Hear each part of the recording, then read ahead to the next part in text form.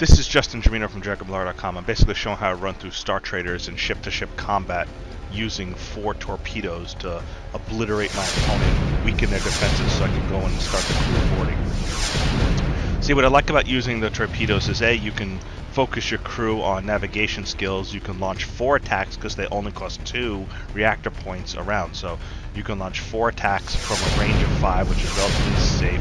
You can put on your vigilant scanners or your defenses. It'd be very hard to hit, so you could just maximize doing damage to the enemy components, softening up their crew, possibly even disabling their engines without having to worry about you taking damage and losing morale loss for your own crew in the same process. So you can see here, just launching volley after volley. They can't hit me back. I'm playing in hard mode too, so the enemies scale and adjust. This is certainly not easy mode, where it is even easier. In fact, in normal mode, the game's too easy for me, so I'm always playing in hard mode now, which has permadeath. If I lose this battle, I lose my captain permanently and all the effort I took to get to level 11 here. So you'll notice I have my crippling hits and my effects kicking in. I'm doing constant debuffs against the enemy ship.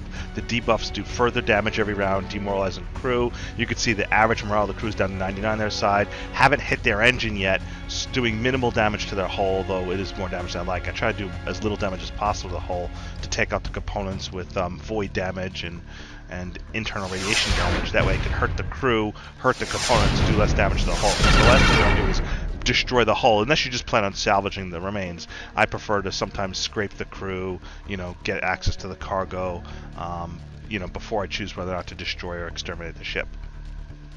So in this case, I'm using more evasive maneuvers as my vigilant scanners runs out. Just continue to volley after volley of torpedoes in range 4 and range 5. Now I do have good piloting skill on my ship, so that way if I get down to range 3, I can still do some dodging as well. As I start going into range 4 and range 3, I bring out the heavy guns to help, minimize and my own damage and do massive damage to the enemy ship at once here. So my own crew here. I hate when crew land on planets of defect, so it's really important here to keep your crew morale high at all times.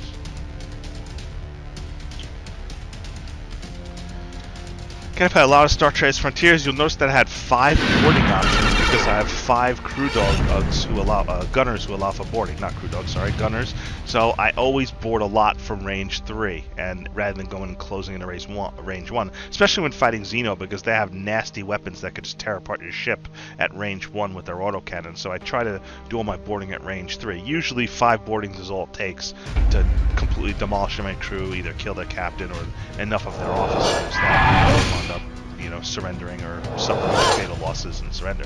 So here, I've got some Xeno Hunters. You see I have 2 Xeno Hunters in the back. I have Pirate and Swordsman. The Pirate is my captain. I'm just doing this for leveling. I would never put my Pirate in combat with, say, Xeno, because she's too weak. If she dies, my entire game is over. So I just have her here so she can level up a little faster in crew combats when I'm doing other enemy people, humans, not against Xeno here. And I finish them off here. Again, I'm actually patrolling looking for Xeno specifically. There just happened to be a pirate attacking me while I was patrolling for Xeno, so I make quick work of them. See, those are the particularly damage. Those grav cannons do a tremendous amount of damage. When they hit, they tear apart the hull and they do a lot of damage to the crew, so you always want to make sure you're not in close enough range or you have enough defenses to be hit by grav cannons. And one of my favorite weapon, there we go, my favorite attack. Obliterates enemy crew like nothing.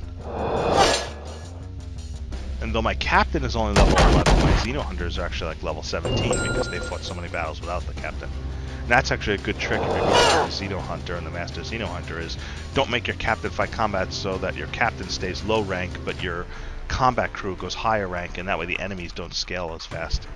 So here I go. Let's loot. They didn't have anything too valuable. Let's see. You can take their fuel because they're pirates. Now I don't want to ransom and I want to destroy and hurt my rep with this steel song, so I'm just going to go ahead and leave from here. Continue on my way to find Xeno.